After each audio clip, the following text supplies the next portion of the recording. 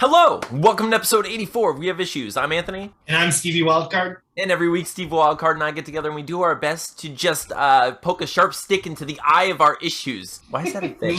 we leave our dang issues blinded by the truth. We blind our issues and we do our best to get something done. Most recently, we've been working on a supernatural action comedy comic book called Deathless. But we ran a whole Kickstarter for it. It was super successful. Thankfully, we're doing it, Steve, and we're making this book, and it's going well so far. I'm so excited. It's going to be amazing. I think it's some of my best artwork ever. Oh, yeah. I mean, hands down. The work's been amazing. So we'll get to that. So in this episode, what we're going to do is we're going to talk about some weird retail interactions. We're going to give an update on Deathless. We're going to talk a little bit about what we're doing in the podcast, like kind of how we do it, why we do it, and like how it works. And Steven, I have to pitch a movie idea for you. I have to pitch a movie idea to you, and just like I have to get it out of my body and like into your body somehow, like probably through the ear canal. But like, hopefully that's the orifice you choose. But I'm open. I'm open to other ones. You're open. That's like if we have to, utilize like a very skinny tube, and that's the only way to get it in is through that skinny tube, I will do it for you. Steven, it needs to get out of my body and into your orifices. I don't care which, all of them at once. I want to just soak your orifices with this random pitch that I'm going to throw at you. So every once in a while, Steve and I will pitch a movie idea or like a comic book idea. Usually it's something somewhat ridiculous. Steven, I don't know, I've been thinking about this one a little bit. I should probably think about it more, but I'm not going to. I'm going to pitch it to you, and then we can talk about it a little bit and see what you have in your head. Kind of want to talk a little bit more about mosquitoes and vampire animals too, but like that's beside the point. And then we have some special words from people on Twitter that for the very end of the episode. But so far, Steven, I have to get this out of my stupid my brain box here. Steven, my dumb like thought meat was hit with something today. Someone just like took a stick to my head pinata and whacked me while I was sitting there in my stupid like retail vest. So I'm at work. I was cashiering. I had to cashier today, and I'm sitting there, dude. So I'm sitting there, and this man walks up, and he's like, this stuff's expensive. And I was like, you know what? I happen to have this coupon right here. I will give you, I will gladly help you out with this. You're right. That is expensive. So I was like, I can give you this coupon here, And this is what he says to me, Steven. He says, yes, it's coming, folks.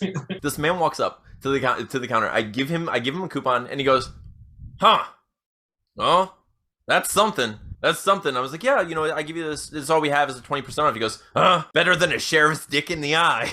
What? and I have to like, dude. So I take all of my like retail training, and I'm just like, I'm gonna laugh. It's gonna happen. I can't not laugh. There's no way. Turn, and I'm dying inside. And I'm just like, it sure is. It sure is better than a sheriff's dick in the eye. It's such a specific, metaphor that, like, it happened to him. Yeah, for sure. Like, this man's lived a life, and I was just like, I'm not discounting your experiences, sir. Like, that is valid. That is, and most things are better than a sheriff's dick in the eye. In fact, I just imagine, I wanted to see like the raw, cops footage where he's like, "Get your dick out of my eye!" Like just freaking out. This cop's like got him his knee, like his dick is nowhere near this guy's eye, but this guy's just being over dramatic.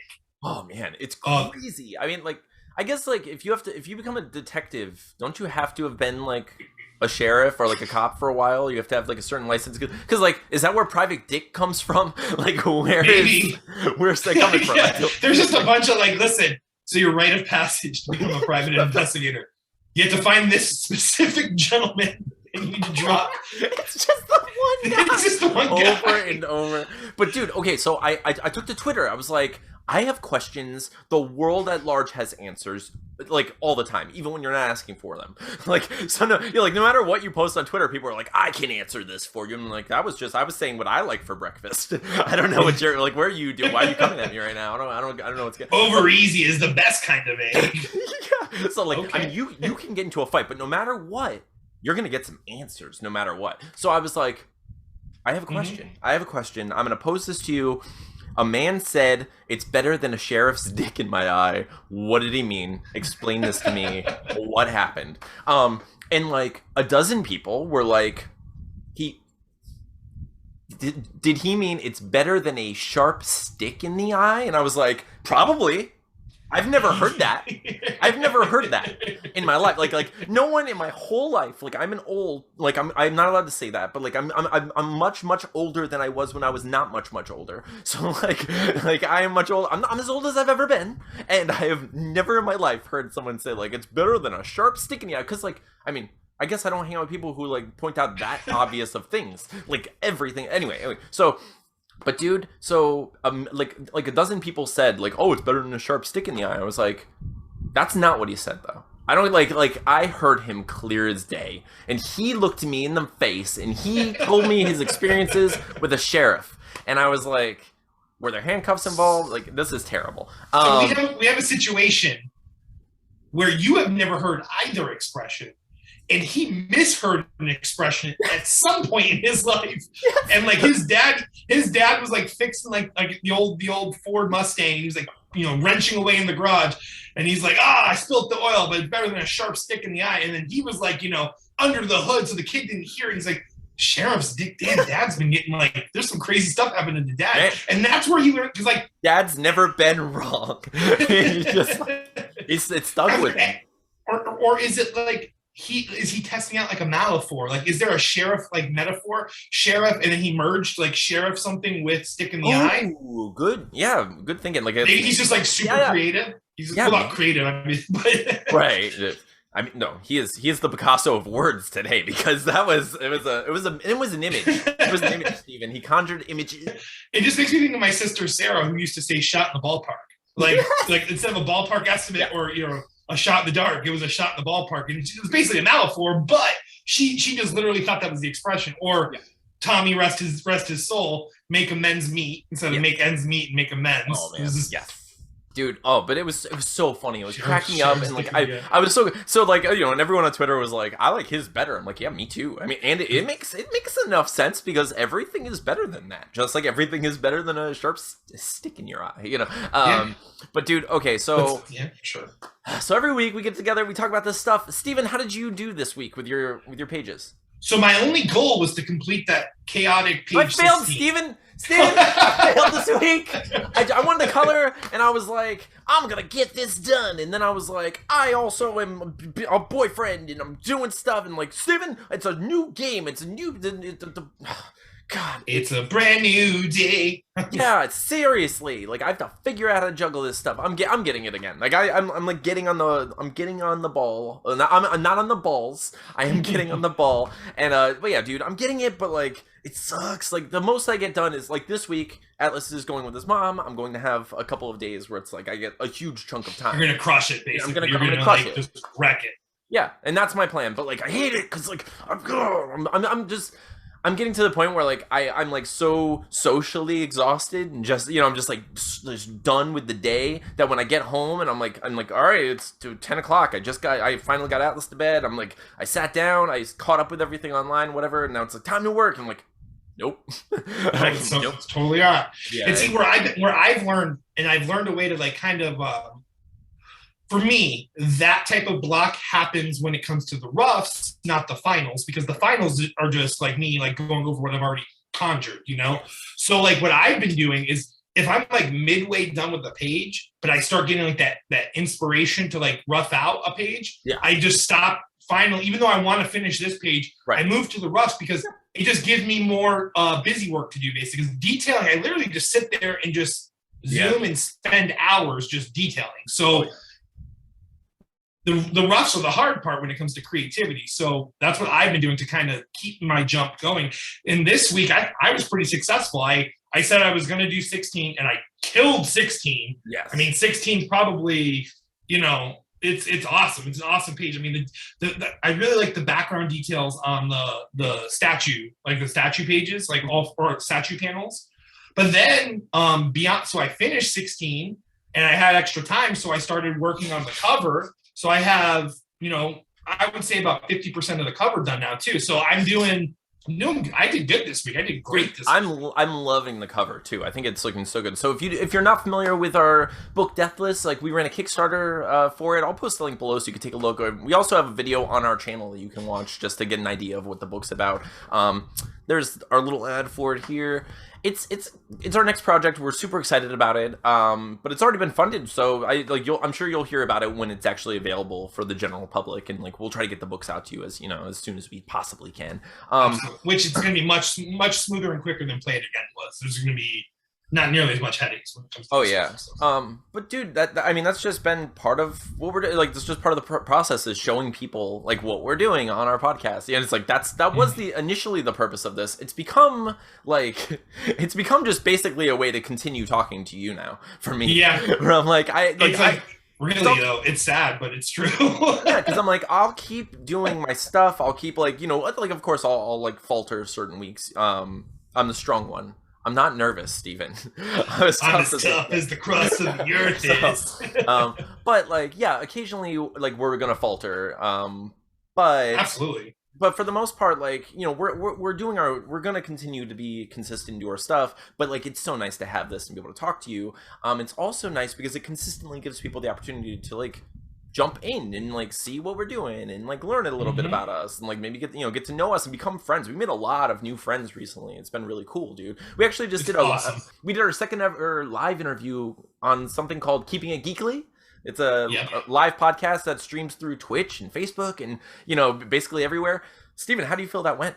Oh, that went amazing, dude. I thought we all had great chemistry together. Like, we were like bouncing, and of course getting just like distracted, just as you and I always do with conversation. And I don't know, I felt it went great. It felt very like organic and natural, and it was awesome. So, Steven, how did you feel about it? Okay, so I felt pretty good about it. There was only one moment that I noticed where I was like, I got into that sunken place in my head where I was like, where when you become like too aware of the moment, where it's like you're too self-aware of what's happening and the words are coming out, like the way the words are coming out and how they sound and how it feels and the silence between them and the silence between the people listening and you speaking, and you're like, oh, this is weird. I had one of those moments where I was just like, and it was because I got a little bit of like, I wasn't sure how to describe Deathless in the moment and how much of it to describe, because that's been a problem with us, or for us so far, is just knowing how much of a pitch to give, like in any given moment, like how much of this book do we talk about, and like what are the selling points that you can give while still like making the book sound like interesting and like telling enough about the book, So, yeah, because in my opinion, it Deathless runs the risk of sounding basic when you don't give the details. Like, it leaves it open for people to compare it to something else. It's like, well, it's kind of like that, but it's not, because I mean, like, it's such a specific thing. Like, if anything, I would take like those elements where people are kind of trying to say, where it's like very like, it's like almost like Venom and Eddie, or like there's like this like situation going on. But like for me, like Deathless is almost like Zelda in the sense that Link, Zelda, and Ganondorf are three players in this world. And throughout time, this same thing happens over and over again, and it has to be brought to a close by the hero. Yeah. So like, the thing that changes the most, though, the factor that changes the most is what this spirit is possessing. So it's almost like this revolving like door of like, so like it I would almost say it's more like Zelda than it is any of those other things in the terms of like what's happening behind the scenes. So I understand where you're coming from, because like you don't want to just say, well, he's got a spirit in him, because then it sounds like, well, is it Moon Knight? No, it's not Moon Knight. It's and that's the thing where it's like, for me, I'm like, I mean, if you want to like, I'll tell you, first of all, I didn't have any specific or objective like influences. Like, I wasn't like, oh, if I take a little this and a little this, it would be good. I just came up with an idea and like talked to you about it and worked through it until I loved it. I had never even seen Moon Knight or read any Moon Knight, so like I didn't know that he had the multiple people in his brain and such. Also, but like for me, it's more of like Scud or like Meeseeks. It's kind of like an existential Meeseeks, because the thing in Douglas's head wants to be destroyed. It doesn't want to be there. It doesn't have any ulterior motives. It literally has this one thing that it needs to do. And like you were saying with the Zelda situation, it literally wants to just be that hero that it has to be for that time frame. Like when it pops up and explodes in the firework of the the present, and then like fade away until it's shot into the air again and forced to like take on that hero's mantle or whatever. But it only has one very specific goal. Like it It has no exterior, and everything leads to that goal. There's nothing like Deathless is doing nothing to benefit itself besides ending the ritual. So yes, so yeah, dude. So it's just there's so much to the idea, and I like the idea a lot. And as soon as I saw the first episode of Moonlight, I even messaged you, and I was like, we're gonna hear the like comparisons between our book and Moon Knight for sure. Like this is going to happen, you know. I feel like they're very superficial comparisons, so I'm not worried about it, you know. Yeah. And it's like we've been talking about. It's like there's a lot of that sort of like bifurcated consciousness going on in a lot of characters, and it's like it's just another narrative tool to play with, and it's just we're giving it our go, you know. That's all it is. So I'm excited for it. I do think that the interview went really well. You can watch it. We actually have a playlist on our channel of all of our various interactions with different people and our guest spots on different shows. So yeah, if you're interested, you can find that playlist, and it's like watch us on Don't Make It Weird, and watch us on the Chicago Tony V show. watch us on Keeping It Geekly. So, but dude, someone asked me, I just like very briefly, someone asked me what it would like, how they could get into podcasting themselves, and I was like, it's so interesting because I feel like anyone who does a thing could take the turn to become the person who teaches people how to become to do the thing. Like it's like I could help anyone do what we're doing, and I'm open to doing that. So like what I wanted to say on our show is, if you do have any questions about what we're doing or how we're doing it, or like no matter how stupid, feel free to just DM me and just message me. Or if you don't want to DM me, and like just write on my Twitter profile, just write to me and be like, hey, where do I start? And I will talk you through it. Like I will help you out for sure. Like we've done everything we can to build a community and facilitate friendships and just like build relationships and have this real colony going, and I really do appreciate it, and I'm like more than willing and happy to help anyone who wants to make something themselves. And like I feel no sense of like competition or anything like that. Like just make podcasts, make books, make comics, make your own Moon Knight. I don't care. Like let's do it, so like contact us, let us know if we can help you, and we freaking will. Speaking of that, before I get off of that,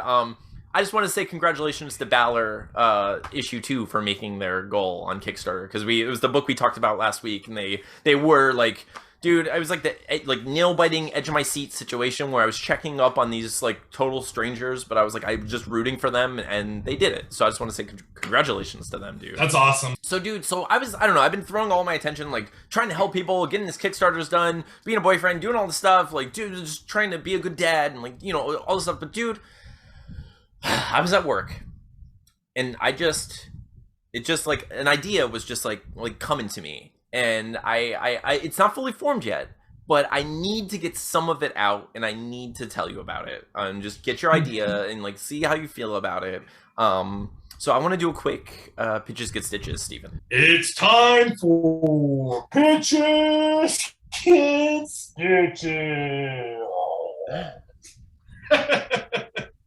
Okay, Steven, now, just like every other idea that I've been coming up with recently, it's just the two of us, because it's like I'm trying to... two of us. Oh yeah, we can make it if we try, Steven. That's the thing. Just the two of us, you and I. But dude, so what I've been trying to do, and what I think it's a smart thing for anyone who wants to be ambitious and make anything, like it's a smart thing for them to do, is I'm trying to take an objective list of things that we have access to and create ideas around them. Like I'm letting the reality that I live in be the sun of the like the solar system of my ideas. Like I'm not letting myself like create worlds out of the ether, out of nothing. And I'm not thinking of like faraway fantasy worlds. I'm thinking of like your house and your street, and like things that we have, and like us.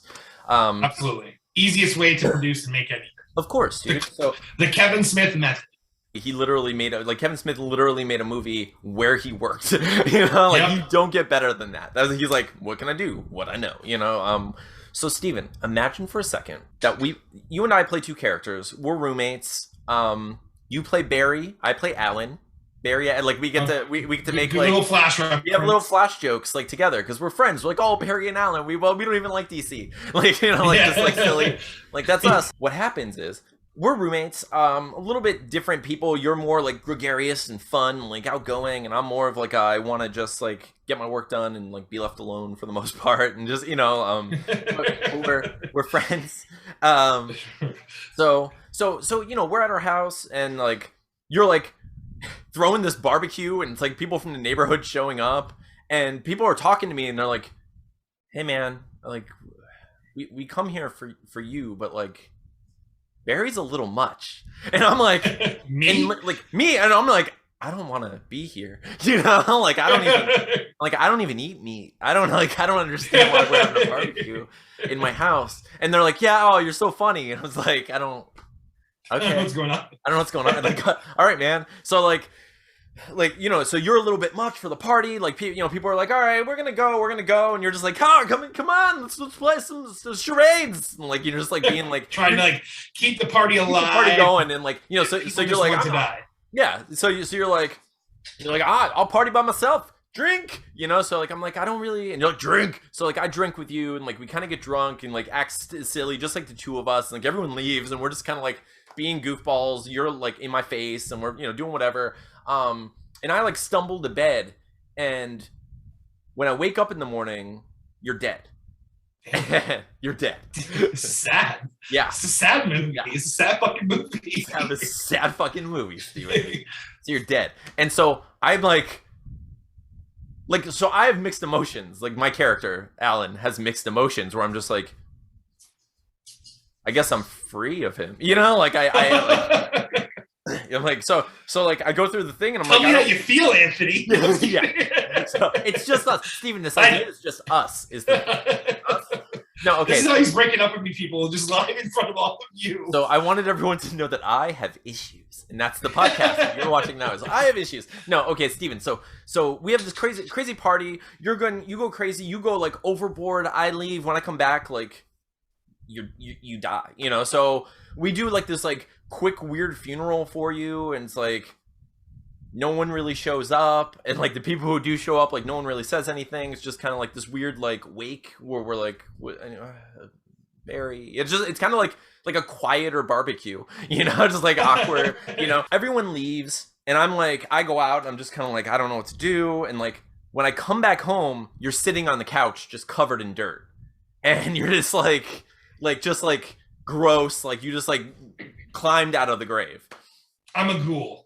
And I'm just like, what the you're dead. And you're like, yeah, I'm a zombie. You're like, and I'm like, how do I know? So I just start freaking out. I'm just like, ah! And I just like start hitting you, and I like basically brain you, and like you're just like bleeding out, and I'm like, ah! And I don't know what to do, and I'm like, I can't call the cops. I'm gonna go to jail. What do I do? So I bury you in the backyard. And I'm just like freaking out. So I take a shower. I'm like wash up. I get out of the shower, and you're sitting on the couch again, and you're just like covered in dirt. More gashes, more brain matter. And you're like, I get it. You're like, I get it. Like not cool. Should have taken a shower before you got home. I didn't think this through. That was on me. Like one of those like you're totally being cool about it. You're just like, look, I don't want any trouble. And I'm just like, okay, so then we start talking about like, okay, what does this mean? Like, do you have to eat people? And you're like, I don't know, I've never tried. Like I'm new to this zombie life. Okay, I just gotta look up twice. Yeah, you put me down twice.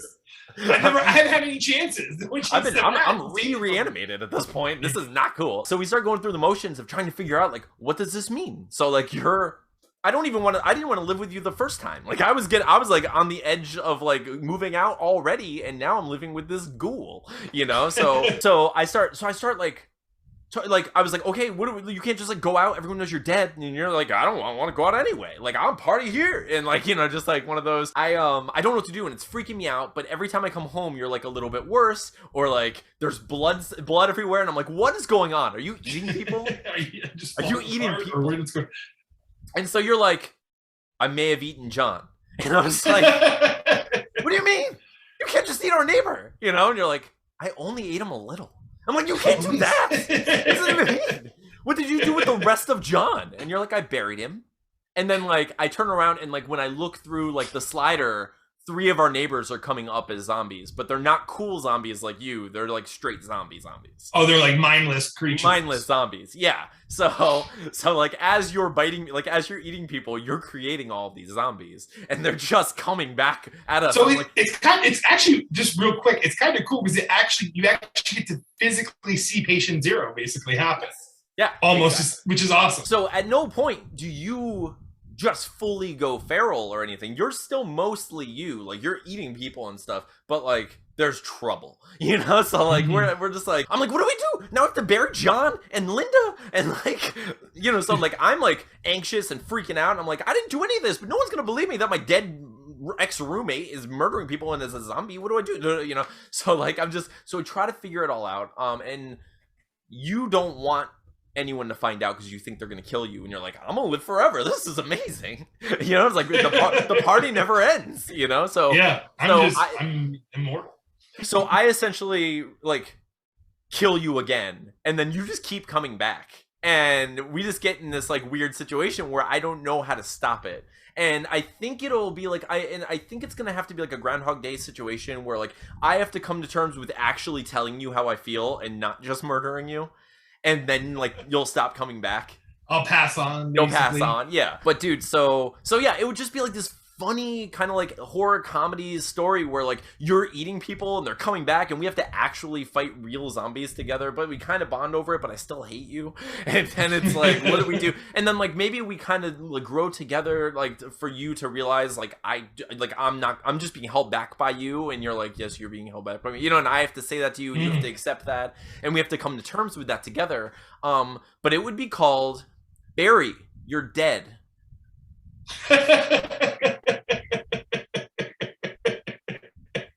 And spell Barry, comma, you are dead. Yeah, like Barry, you are dead. Yeah.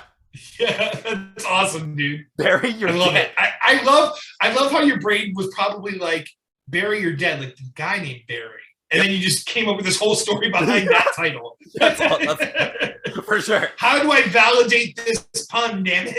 I needed to validate that pun so bad. You validated the shit out of that pun. I think Barry, I also really like the idea of like him being killed over and over and coming back again and again and being like, I don't know how I can kill you again and any more and any better. You know, like, and it's like one of those movies too where you can say the title and it won't come off like, you know, must be some sort of Suicide Squad. It's not going to be like that. It's going to be like, Barry, you're dead. Like, yes. Credits. No. I'm just saying you could. Yeah. Yeah, dude, I don't know. I think that would be fun, and it's mostly just could just be the two of us, and then we can do like 4 neighbors that could easily be like Josh, Mike, Tina, whoever else, you know, wants to like come over. Absolutely. I've been going back and forth between that and the Stakeout movie, just because they're both very doable. I think the Stakeout one probably has less makeup involved, although I don't know, because like I think conceptually the Stakeout movie would be cooler because it's almost like all those movies that are filmed in one specific location. You can really like make that interesting, like just from the perspective of the car, which is cool. You can get really artsy with it. You know? Oh yeah, well, yeah, but that's like funny about for the Vampthology overall. Is that what you mean? Yeah, I guess instead of making Stakeout like a longer, like short film, we would just make it part of a greater series. Right. Yeah, because I mean, Stakeout would be the initial. I don't know. I don't know. I have so many like vampire ideas that the magician idea is good too, though. That really is. That one's so funny though. Like it is like, funny. It's like a madcap, weird, like goofy idea that it's like I know that's not for everyone, but neither is Stakeout or like Barry, You're Dead. You know, like not everyone's gonna love those ideas, but I do think that I could write any of them to be very funny and enjoyable for people who would like stuff like that in the first place. You know, so. But yeah, dude, I've been thinking about it. My only issue with like writing Stakeout, or not writing it, but like with Stakeout, is coming up with the way the vampires look and then actually like getting that makeup to look right. Because I feel like zombie makeup is pretty easy compared to like a believable monster makeup, like a believable vampire. You know what I mean? Sure. Like without being like, oh look, that's Buffy. It would have to be like a real creature. You know, like it would have to look good. You know, whereas like zombies have to be like pieces. It have to be more than just sharp cheeks and brow. It would have to be Yeah, and like because like and it's like this weird spectrum. It's like the what do you call it? The uncanny valley, you know, of like vampires because it's like I don't want it to be like a Twilight-y vampire or Buffy vampire even. And like like maybe final stage Lost Boys a vampire would be good. You know what I mean? Like Garlic Don't Work Boys, you know, like that's the holy water death breath, like all the scars and stuff, like maybe like a real monster looking thing, but then we're talking like extra contacts and you know like real, it's just so like when I think about it, although but that would really only be the bulk of the costs of the budget because everything else is like yeah. But yeah, you know what I'm saying? It's like, I mean, like we could film in my Jeep. My Jeep is spacious enough. True. That's true, dude. It is like it's just the Jeep. If we made Stakeout, it'd be shorter. That's probably the best first film. Like that's because it's like not as many special effects. It's mostly just like funny. But what if we did something like with Stakeout or something? Because like, what if you and I just try to make like a 10, 15 minute short movie for Stakeout? Yeah. To kind of pitch the Kickstarter for the bigger one. So like make it on our own terms altogether. Oh yeah. And then utilize that as a means to like push for a Kickstarter. That may give us enough credibility to actually push for a bigger Kickstarter. For sure. Well, I mean, what I'm thinking is we would do that and like we'll take the time to like make at least a chunk of Stakeout, if not the whole thing, or like make what we can, and then kickstart the next movie, which will just be another one of those, and just do that 3 or 4 times until we have the full movie. That's smart. And then honestly, we can just upload them to YouTube, and it's part of our content. I mean, it's just part of our content, basically. Exactly. And then people that are going to back that Kickstarter are just people that like are just going to believe in it. Like they want us to make these. We can come up with physical prizes to make it work, but like for sure. Like even if it's just giving them comics or whatever, because we'll have stuff. Oh yeah, dude, we're gonna make posters for sure. Yeah, awesome. Yeah, so yeah, I think that's a good idea. And like we can definitely film. Like we can start off with one without any Kickstarter, I think, and then we can just make the whole Vampthology and then collect the whole thing at some point, and we have a Vampthology. That's what I was thinking. I was thinking we can make this like. I was thinking we can crowdfund various shorts, and then once we have 5 of them, we'll figure out the wraparound, and we can do a Kickstarter for the whole thing too. And what's cool about that is we could still be making comics while we're doing that kind of 100%, dude. Yeah. It just maybe I'm flatting that issue if you have to do more video edits and stuff for the film. Yeah. Then I just take on more of the drawing responsibilities, and then because we are as it is now, I can even do word balloons or something during that period. You know what I'm saying? Like, so yeah, that's cool because Vampthology would have tied us up for a year and a half to push. I mean, at least at the rate we're working now. Right. I mean, I don't know how permanent this rate is. Yeah. Hopefully that changes soon. But yeah, so that's awesome, dude. I love it. Yeah, I think we can do it. I think it's scary, but I think it's possible. You know what I mean? Like I'm trying to get out of that comfort zone of thinking that insecurity of thinking that I can't do a thing. I'm like, I have most of the means. Like I have a nice camera I can use. I have audio equipment that we can use. You know, like I'm positive we can do this. It's just about the little bit of funds and to mostly cover the time it's going to take to do this stuff, because we spread ourselves so thin, like we can only do so much, like I don't want to have to neglect anything else in my life in order to make a vampire short film, but it's something we'll have to give, and I wish it could be my day job, that was that's the ideal. That's the thing that should disappear. But dude, speaking of vampires, Steven, we've been talking about animals that also drink blood.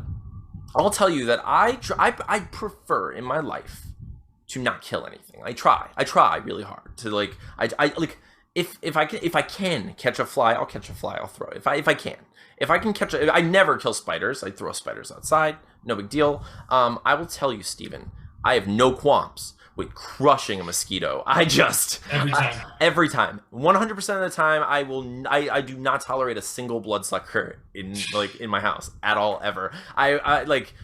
Nope, I won't do it. I've never once caught a mosquito. I will stand before the mosquito tribunal when I die, and they will judge my soul based on like the amount of blood they could have taken from me to feed their children or whatever. But Steven, I don't tolerate it. Nope, no bloodsuckers. All mosquitoes must die. All mosquitoes must die.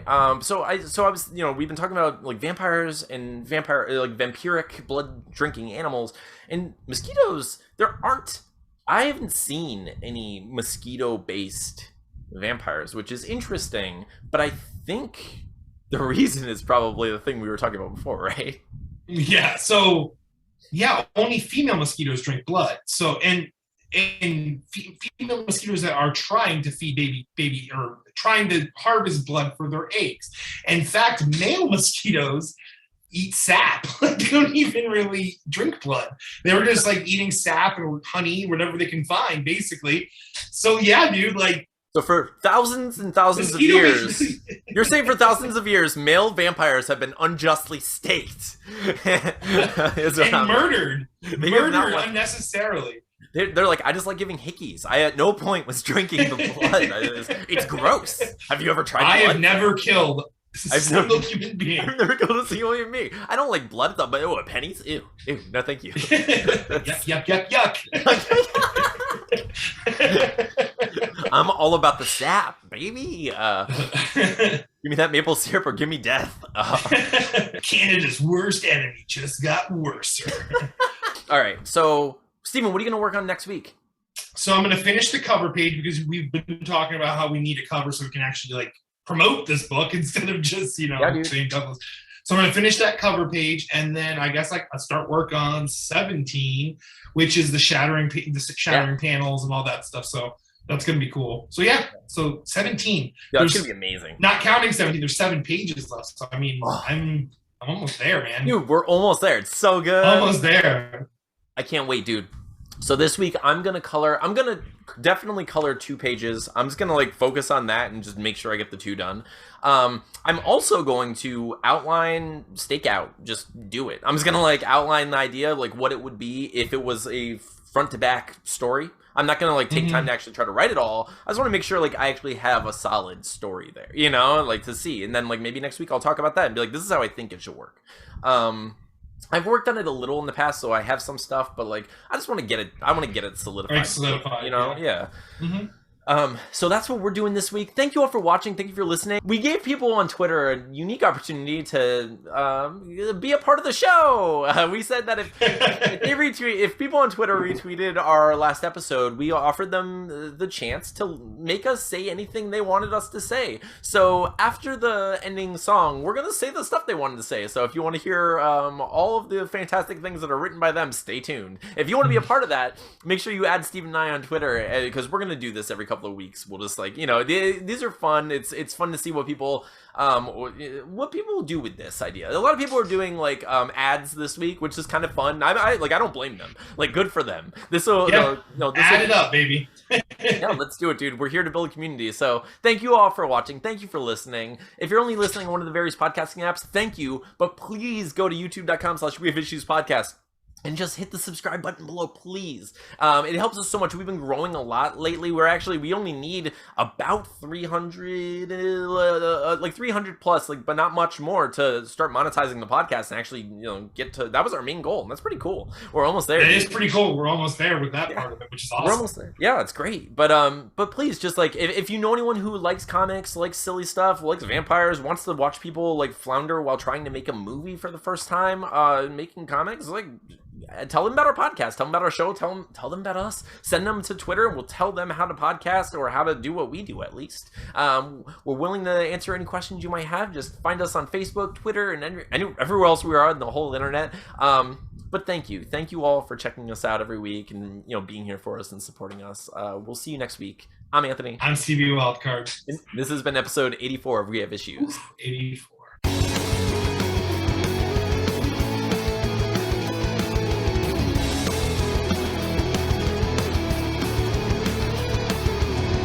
So, hang on, I'm going to do the side-by-side thing so we can... There we go. Okay. So, people of Twitter have spoken. They want us to say these sentences in this way. So, Liz Suarez wants us to say, Liz has published many thriller, sci-fi, and magical books. You can check them out on Amazon. Go find Liz Suarez. I love her. She's awesome. Lyle, she is amazing. She's really cool. I love making new friends who are like so supportive and cool. And it's not, because it's not just that they're like throwing likes at us and being like, oh, your podcast. She actually like interacts with us and is like a friend, like Amy Long. And I love that. Great. But yeah, thank you. So Lyle Kloss says, dreaming when dawn's left hand was in the sky, I heard a voice within the tavern cry, awaken, my little ones, and fill the cup before life's liquor in its cup be dry. That's what he... Love it. That's it. Love it. Francois is a poet. Would like me to say, y'all like poetry? Well, I'm not entirely sure, but I do have a book out called Dark Workings of My Inner Mind. So there's that. Soon to release my second poetry book, Nightly Thoughts. That's not what he sounds like, I imagine. I've never heard Francois, but... We're just pulling you in with caricatures of like voices, just so that you actually pay attention to the content that we're pitching. So yeah, if you like poetry, go check out that book. I've read some of their poetry. It's pretty good. So I mean, touching and dark, but good. Don't make me feel stuff. Stop it. All right. So Gen X official on YouTube wants me to say, hello from Gen X. Do you love cats? Everyone on Twitter loves cats. Gen X. Languages, music. Please join me on YouTube and tell a friend. It's Gen X official, and you can go find her YouTube. So Ernest says, if you haven't read Carmela's Outside by Ernest Painter, you should. It is not your cup of tea. If it is not your cup of tea, it makes a delightful gift. Was that Sulu? Yeah. Yeah. That was a good Sulu. It was. Thank you. That's what I was going for. Thank you. I don't know why. It was beautiful. I knew who it was like in the first word. So and you didn't say "oh my," like I cheated. I was like, and then, "Oh yeah, it's Sulu." But you're like just the first like my. Yes. But his book is called Carmela's Outside, and it's on Amazon. Awesome. Producer Sean. Oh, so Sean Daniel. Oh, by the way, I would like everyone to know that I'm joined by the winsome, whimsical, witty, wondrous, wisecracking wildcard himself, Stephen Todd. Nice. Yeah. Finally get the intro I deserve. Right? I'm sorry. I fail every week. So let me see. Kevin says, you can support current players and complain about how the team is being run. Kevin Kent Pedersen. Maybe he has a podcast and that's a thing for him. Justine, let me see. I would love it if y'all could maybe give a shout out and promote my blog, Infinite Pages. Hey, so go check out Infinite Pages. It's a blog and there are links. You can find it on my Twitter somewhere. Let me see. RG says, I'm still waiting for feedback on my podcast. Sexy face. I don't actually know what that what's that emoji called? That that one. Yeah, it's just I think it's just like, what do you do? I imagine it's the Joey. How you do? That's how I read that. Joey face. Yeah. Okay. It's Joey friend's face. It's Matt LeBlanc. No, Matt LeBlanc. All right. Let me see. T.S. Galindo says, now only 99 cents. Discover the secrets of the city below the cloud. All right. Covered in bioluminescent mushrooms and filled with cyberpunk tech. This dystopian sci-fi will keep you guessing until the very end. These are long, guys. I'm just going to say I wanted short and sweet sentences. But okay, fine. It's fine. It's fine. JD, our audio producer, says... He's amazing, for real. Again. That's it. That's all he said. because we forgot again. JD is just venting his frustrations at us. And it's hard to keep us in check, but JD, our manager / producer, really does his job. He keeps us going. He's good. He's good at what he does. He's great. So David is what I do. So David Sentioli, who actually is the person who named our first book, Play It Again. He's my friend from the Harmontown community, and he's a great artist. He's one of my favorite actual modern fine artists, digital artists. He's really good. But he writes, check out David Sentioli's YouTube playlist, Icon Dance Scene. I'm sorry, iconic dance scenes glitched. He didn't ask me to say this part. I think it's the coolest playlist I've ever seen. I am super jealous of David because he's so awesome, and you should all subscribe to his YouTube and scene. Bow. That's awesome. That's probably my favorite. He's great, one. Dude. Yeah, and he's been an OG too. He's literally been with us since the very beginning too. Yeah, so. he was a part of like the writing community that I started on Facebook, and like he's always been really cool. And like we've shared like writing back and forth a few times, and he's really awesome. Lord, you have a lot. What was it? What? You have a lot, dude. I have so many. I'm trying to get through them fast. I'm almost done though. Okay, good. I only have like 4. Okay, but L.A. Cunningham says, be sure to check out asapimagination.com and go buy all their books. They're comic creators like us and are also awesome like us. We're also very humble, so humble. I was getting Ninja Turtle vibes there. I was going a little. Like, honestly, the only thing that would have like made it better is if a yellow screen popped up and someone wrote FHE right before you said that. I would totally have thought that was like a Ninja Turtles VHS cassette. Oh, nice. All right. This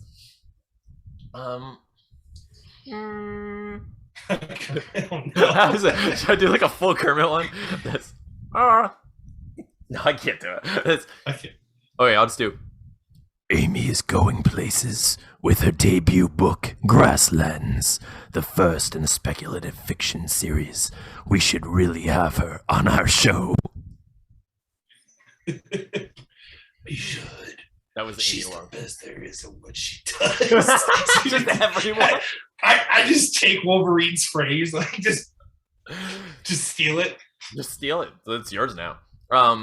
Caleb says, what did he say? Okay, Caleb said, Caleb is the sexiest person in the universe.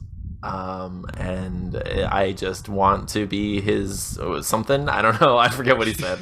I just want to eat him up. He's delicious. I love Caleb. But he also said, you never did mine. So what happened was Caleb, when we did this previously, Caleb wrote on the wrong thread and I didn't see it when I was, and I think he might have retconned, like I thought he went back and commented, but I scanned and I just didn't see it. I don't know if that was like a phone issue. I would never intentionally miss anything Caleb said. Let me see. So CLC, I think I'm almost done. CLC says, okay, I'll do this as myself. My name is Antoine. Okay. No, she says, my name is Antoine Lafusius, and my favorite movie is the 1999 cinematic masterpiece, The Mummy, starring Brendan Fraser and Rachel Weisz. And CLC Hayes definitely didn't write this and make me read it out loud on the podcast.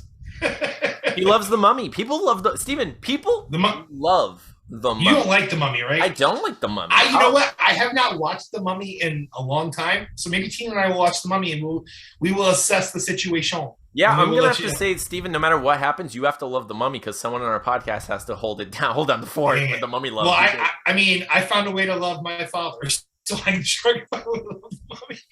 I'm just kidding. I got dark really fast. Got dark. Steven. I'm the best there is at what I do. Bringing it back. All right. Football podcast says, listen to football because humans cook. Also, I'm in love with Choey Bites at Choey Bites. Shameless bacon, egg, and cheese ramen. Okay. Michael Brisdenborn says, what motivate? No, I'm not going to read his. He didn't actually say, let me see. Oh, he did write one. Michael Brisdenborn, after questioning why we were doing this in the first place, why? Michael Brisdenborn, if you do ever listen to this, don't do that. Like if people are, if like, as long as most people are having a good time, there's no reason to be a poopy pants. I don't know what you're doing. Like everyone else is like, yeah, we're going to give these people things to say on their show. And you're like, why would anyone do that? Like, go stop it. Or don't do it, right? Like, stop. Anyway. You hurt his heart. But then he says, always be truthful to thine self. Everyone else deserves a bigger effort. So fine. I said it. You're not the best there is at what you do. Dantagonist says, I retweeted your damn pinned tweet. I don't need your stinking publicity. Love it. All right. No, Steven, your turn. Steven only has how many voices I have. Well, I'm not going to give a voice to this one because Edwin's our boy, and I want to give him a shout out anyways. So, my name is Stevie Wildcard, and I fully endorse Lost Between Worlds and implore you, fine ladies and gentlemen, to check out his Kickstarter for the second issue. Consider backing it. Also know that me and Anthony are great dudes who will do. I can't just like I can't talk about myself that way. Anthony and I are somewhat decent dudes who will do almost anything, just not that winky face. But seriously, I think he's pre-launching his Kickstarter tomorrow for his awesome comic Lost Between Worlds. Dude, so keep an eye out for that. Yeah, I saw a preview of the Kickstarter. It looks really good. Yep. It looks like first of all, he showed it to me too. Did he show it to you? The cover of it, like, and the alt cover, both covers look really cool. I'm just like, I love that. I love that gothic dance sequence. To me too. It looks so good. And like I even told him when he showed me that, like that guy looks like one zombie, like at least the WoW version of one, because there is a real, I forget the real voodoo guy's name, but WoW parodied that and made Blom Sunday, and it looks awesome. I love that like skeletal look and all that. Yeah. It's sweet. So that was from our boy Edwin at Lost Between Worlds. Katie at KC Writes _, who started after me and has like 5 times the followers I do now. Screw you, Katie. No, Anthony. Go ahead. Angry at you, Katie. Go ahead. No, Anthony. Katie is even miggity macker than that. She's the most miggity mac daddy there ever was. Period. I can't do the Cardi B period on. Period. I gotta drop the mic. That was me dropping my phone, but that was the mic. So that was Katie. Hello, friend. Veronica says this, and should I? Ronnie? Yeah. Got it. I want to give this one a voice, but the only thing I got is like garage, but I'm not gonna do that. So I'm just gonna go. All right. Anthony, I have a confession. My true heart thoughts. Cilantro is a gross weed. I really should throw out the eggshells. Debatable. You know what? This is one's really gonna hurt. My hair may be great, but Dina's is better. She just like Ronnie took this chance to retweet, which she retweets every week anyway because she's awesome. But she's like, you know what? If you're going to pay me to retweet, I'm going to steal everything you care about, wild card. Yeah. So war is on. Yeah. War is on. And I still love Ronnie. She's awesome. She sent me barrel beads, like beaded barrel bracelets. It's so cool. Like, it's awesome. All right. Fanny T. Crispin at Fantasy Books, right? She's also amazing. She is incredible. So I don't have this emoticon package yet, so I just have the question mark boxes. But she says, "Oh my, ... question mark box, question mark box, question mark box. Anything at all? Well, can you say how great I think you guys are and how awesome it is to be your friend / frenemy? And I really enjoy drawing poker people with you. Yeah, say that." Okay, she wants us to say how great we think she is. Okay, yeah, Fanny is amazing. Fanny's incredible. Fanny's incredible. Not only is she like a wonderful person, she's been a guest on our show when Steven got sick that one time. Yeah, I'm actually kind of jealous, if I'm honest. Steven, I almost want to make Steven take his headphones off for this. But there's like this is a true thing, because I was just looking at our analytics today with Steven, and what I noticed was the episode that has the highest audience retention of all is Fanny's episode. Damn it. It just adds to our war. You know what I'm saying? It just adds to our villainy, and it's so all right.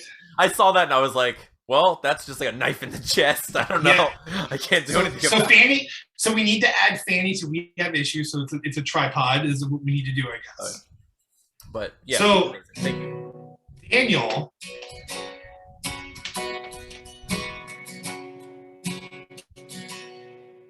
Daniel wants me to say. In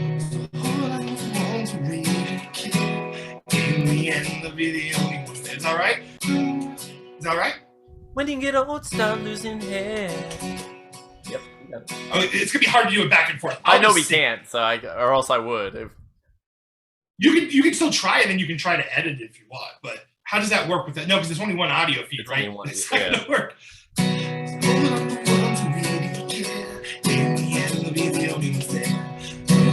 Start losing hair. It's not me. Tell me who is care. Tell me who is care. Ooh, yeah. Oh, you scared me. Ooh,